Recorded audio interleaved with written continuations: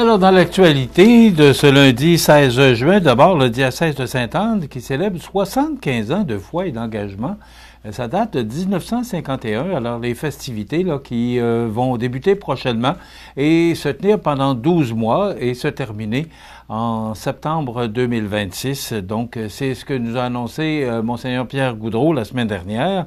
Et beaucoup de festivités, et surtout ce que j'ai compris dans le message de Monseigneur Goudreau, c'est qu'on veut reconnaître le travail qui a été fait depuis 75 ans là, par tous les acteurs qui sont près de l'Église. Donc, 75 ans d'histoire qu'on va souligner au cours de la prochaine année. Donc, toutes les activités, là, bien, il y aura toujours un petit point là, qui sera accordé pour souligner les 75 ans de foi et d'engagement du diocèse de Sainte-Anne. La programmation de l'édition 2025 d'un été chaud dévoilé, ben, vous avez sûrement vu le reportage de Mario Lacombe. C'est beaucoup de programmation. Bon, on sait les Arts de la Seine, d'ailleurs, ce sera la dernière chronique cette semaine, le mercredi, après quoi on va reprendre au mois de septembre. Alors, les Arts de la Seine qui laissent la place à un été chaud qui va commencer dans les prochains jours et se terminer au mois d'août. Donc, ça fait des années que ça se perpétue cette tradition d'un été chaud pour la saison estivale et ça se passe à Place Montel principalement. Montmagny-les-Îles, saison touristique 2025 riche en découvertes et en saveurs. Ben, c'est la semaine dernière à Cap-Saint-Ignace qu'on annonçait là, tous les endroits qu'on peut visiter dans la région. On sait que c'est des retombées économiques extrêmement importantes pour notre région. Alors, on travaille fort à pouvoir présenter tous les attraits touristiques de notre région.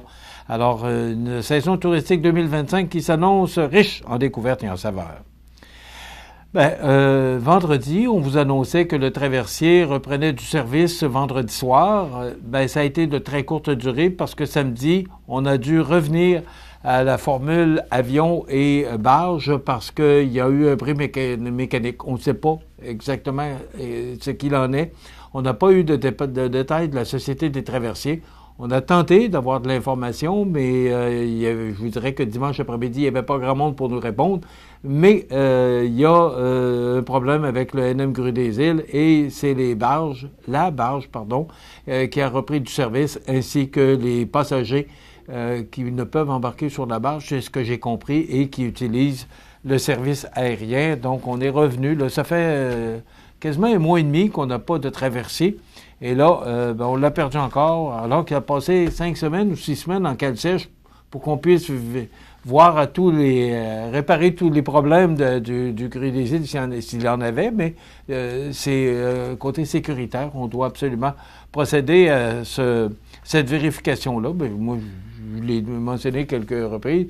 Il est en cale sèche pendant 5 ou 6 mois. Je me demandais pourquoi on privait encore les gens qui utilisent le traversier entre Montmagny et l'île aux Grues pendant 5-6 semaines encore pour le mettre en cale sèche.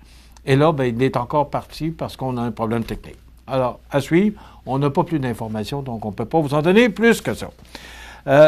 Rapidement, Stephen Blaney qui annonce qu'il est candidat officiel pour la mairie de Lévis, il l'a fait hier.